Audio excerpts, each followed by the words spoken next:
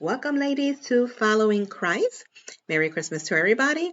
So, today we're going to talk about some current affairs, things that are happening presently in our news. And we're going to talk about everything that you're hearing on the news about Kanye's West. And today we're talking about his misguided love. We're also going to talk about whether he's a representative of Christianity or not. So, to do justice on this topic, I will have a guest speaker today, which is my husband, Casey. So, here's Casey. Hello, folks. How you doing? Yeah, I just wanted to add my little 2 cents on this whole scenario of what I believe that almost everybody is missing, even though it's a very simple concept in all the commentary you'll see on the media, including social media. And that's the misguided love of Kanye West. I actually watched that interview he did on InfoWars when it was live. I saw it live. And so I saw the full context when he was saying his, let's just say, reprehensible comments regarding Hitler, uh, even so far as to seeming to justify his actions or even, worse yet, deny them. But if you actually saw the interview, he kept going back to how we should, quote, love everybody. He was referring to what he refers to as his Christian faith and saying that we should hate no one, love everyone, and that's what the world needs is love and not hate. And that's what Kanye West was actually promoting, which also explains that very bizarre symbol he later posted on Twitter right before he was canceled, where he put a Star of David with a swastika in the middle. Now, the insanity of this speaks for itself. But I think the main issue here that no one is addressing is the misguided concept that we should just love everybody and then by proxy justify their sin. And this has been a problem within Christian circles, or at least so called Christian circles, for a very long time. And evil has completely overrun our society and it's become exponentially more bold and more aggressive in its endeavors, and unfortunately, continually wins. I forget who the famous person was that said, but they said, complacency in the face of evil is evil itself. And I couldn't agree more. And many Christians whose heads are exploding over what Kanye said, or at least so-called Christians, I'll say again, it's ironic because the same justification he uses in his defense of Hitler, if you will, are the same defenses they will use in, say, the face of the evil of the LGBTQIA, PQRSTUVXYZ, that whole movement, no matter how evil it becomes. We live in a time where they are literally legalizing and normalizing pedophilia, child genital mutilation, of the most evil things beyond comprehension are not only being tolerated, but actively promoted. And the people who stand against them are being persecuted. And ironically, many of these, quote, Christians, I kind of put that in quotes again, because they're either horribly misguided or, worse yet, nefariously deceptive in their so-called Christianity, who will, then castigate you for being, quote, unloving or judgmental because you speak out against it, are the same ones going berserk over Kanye West. And I just ask for consistency at the very least. If being, quote, loving is your position, then you have no choice, if you want to be consistent in your philosophy, than to fully support what Kanye West was saying. Of course, I do not, nor do I support the other agendas that have been destroying our civilization for quite some time and have reached, a boiling point at this point. But we need to get back to the reality that certain things must be judged and certain things must be punished. And those in power have a responsibility to do that, and we have a responsibility to seek out and elect leaders who will do that. If we can even fix our election systems, which are now broken, but I'm not going to go down that rabbit trail right now. At any rate, there's a difference between the duties of government and the duties of individuals. Kanye West did what many Christians do, both misguided and false believers, is he used the love boat mentality to excuse basically bad behavior. In his case, even somewhat deny it. We can't do that. And this is what has been destroying us for a long time. We have left a void. When we won't fight for anything, evil will take over. Any void that Christians leave, Satan is more than happy to fill that void. And he's done that very successfully now for well over a century in America. I mean, he's been doing it throughout all world history, but as far as his actual progress in America, began in the early 20th century when Christians decided, that politics, for example, was worldly. Let's leave it to the pagans to take over. Well, they did, and they did it very well. Going down a little bit of a rabbit trail here, folks. So I apologize for that. I'm not by any means an experienced speaker. But I will just say that what we're seeing here is the insanity of tolerance. We talk about how mentally unstable Kanye West is with a lot of accuracy, I would say. The guy does need help. He's not all there. And he's been all over the place for years. And also, while I'm at it, I must point out the inconsistencies of some of the folks who are condemning him right now, who've been around in the public scene for quite some time. As we've seen in recent weeks, he said some very incendiary things about Jews, which any decent person would find very distasteful. But where were these people 20 years ago? Kanye West has been a high name celebrity for quite a long time. And I recall very vividly in the late 90s and early 2000s when he routinely said the same kind of incendiary things about white people that he says about Jews now. Nobody really batted an eye back then, but now it's a problem. Consistency, folks. But of course, as we've often seen, hypocrisy on the left is a common trait, and not only do they, not bothered by it, they proudly embrace it.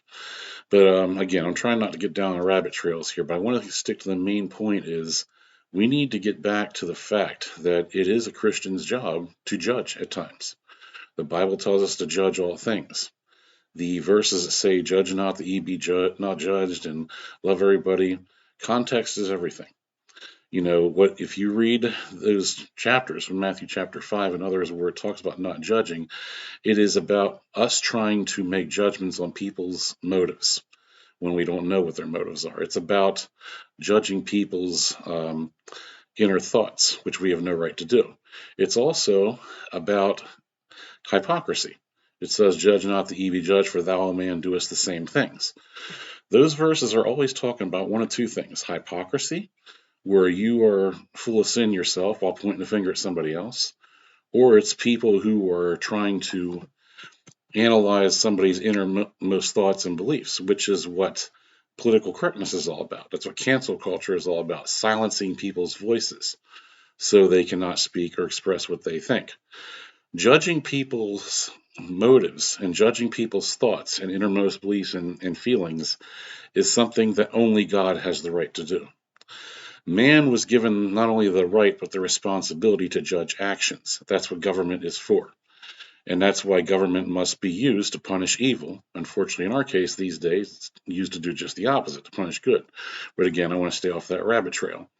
But the book of Romans makes that perfectly clear in chapter 13, that if thou doest that which is evil, be very afraid, for he beareth not the sword in vain. It is the duty of government, it is the duty of people who have control of government to put the right leaders in there who will punish evil. It is not their job to forgive. It's not their job for redemption. That's God's job only. Nor is it their job to judge people for their thoughts. That's God's job only. And we must understand that. And in our day and age, we live in a time period when we want to control people's beliefs. But the most horrific actions are ignored. We saw the riots all during the year 2020 all over the country that were tolerated. The most horrific crimes in mass scale, not only permitted, but even promoted. Meanwhile, somebody who says something that's offensive is robbed of their voice, and in some cases even arrested, which is bizarre. It's the opposite of what should be going on. But I just wanted to get that main point, and I'm sorry for the rabbit trails. It's hard for me to stay focused, ADHD, But I just want to make that point that we need to get back to the point as Christians and as Americans where we start judging evil again. because again, the void is always filled by someone. If you don't judge evil, evil will judge you, and we're seeing that play out in mass scale all over the place in America and around the world. So that's Kanye's biggest mistake, and that's Kanye's West's biggest uh, error here. Is the error that we must just love everybody, no hate, just love. And when you do that, that love is misguided. Is actually called tolerance, and tolerance is the opposite of love. Because love, if you love genuinely, you also hate. I know that sounds conflicting to people who don't know any better. But love and hate are not opposites, because if you love something, you naturally hate the other. Subsequently, if I love sin, I'm going to hate righteousness. If I love righteousness, I'm going to hate sin. If I love my family, I'm going to hate any action to harm them, and I will take immediate action against anyone who does try to harm them. Love is actually always accompanied by hate, in the opposite around. It's not an issue of whether you love or hate. It's what do you love and what do you hate? We all love and we all hate something, and that's the issue. What do you love and what do you hate? Not whether or not you love or hate. And anyone who tries to use, well, you're a hater, I'm a lover, well, then they're either being disingenuous or they don't know what they're talking about. The opposite of love is not hate. The opposite of love is indifference. If you love your wife, you're going to be very distraught if she were to commit adultery. You might even be tempted to take extreme matters into your own hands and become murderous. But you would hate the action that she did and possibly even the person she did it with because you love her. If you don't love her at all, then you're not going to care. Tolerance is indifference. Tolerance is the opposite of love. And that, unfortunately, is what is being called love, like in the case of Kanye West's version of it here. And many of those very same people who are outraged of what he has said, express the same sentiments and don't even realize that they're condemning themselves.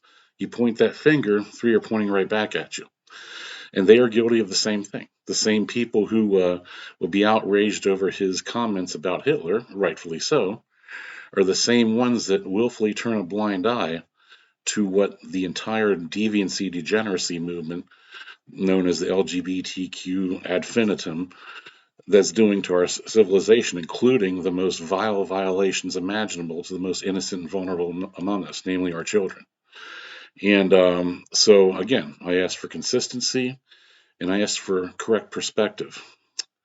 But we really need to get back to true love and disregard tolerance, disregard diversity, equity, and inclusion, which is just another fancy phrase for tolerance, and get back to real truth, biblical truth. Is that possible at this point? From a purely human standpoint, no. We're gone. This society's dead. America is a conquered, occupied country. We will literally need, miraculous levels of biblical proportions to save this nation. I'm not saying it's impossible. God can, does, has, and always will be able to perform miracles. And we know how it all ends in the end. But should the Lord tarry a while yet longer, should Christ's return be further or far off than we think, we can only hope and pray, and fasting doesn't hurt either. I know I don't look like I do it, but I do sometimes. Fasting won't hurt either, to try to get God's intervention in here, because that's what we need. But I went a little bit down the rabbit trail here. I apologize for that. But I just want to hit that message home, that the biggest problem with Kanye West's comments, if you saw the interview in context, was his misguided idea of love, that we should just love everybody and not hate. Therefore, he loves Hitler just like he loves the Jews. And yes, he did say he loves the Jews. I don't buy it, but he did say that. Hence his bizarre picture of the Star of David with a swastika in the middle. That was his way of saying, yes, love everybody. So again, it's insane, but perspective is needed. And that's about all I have, folks. I hope that was short and sweet enough. I tried to make it so. God bless and have a good day. There you go, ladies. The opposite of love is not hate. Okay. And that's something that a lot of Christians, get twisted. Is Kanye West a Christian? In my personal opinion, If he is, he's very misguided. Um, Only God knows the heart. But if you're gonna ask Mariana, I'm gonna say no. Okay, because you know, actions, the fruits must be there. Okay, so we have to examine the fruits. But I want to thank Casey for his perspective. Very well said. I hope this has been a blessing to most of you, to a lot of you, but it is something for us to think about. We need to pray for our nation. We need to pray for Christians to wake up. We need to pray for Christians to wake up and smell the coffee, okay, because Christ is coming soon. Okay, we all know, like Casey said, the ending of all this. At the end, Christ is the victor. In the meanwhile, we're living here on earth. This is not our citizenship. Our citizenship is in heaven.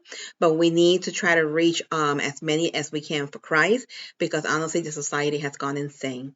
So, that being stated, till next time, Merry Christmas to you and your family. I hope I see some of you soon. And you guys know how to reach me through email, through phone, if you have any questions, comments, or concerns. God bless.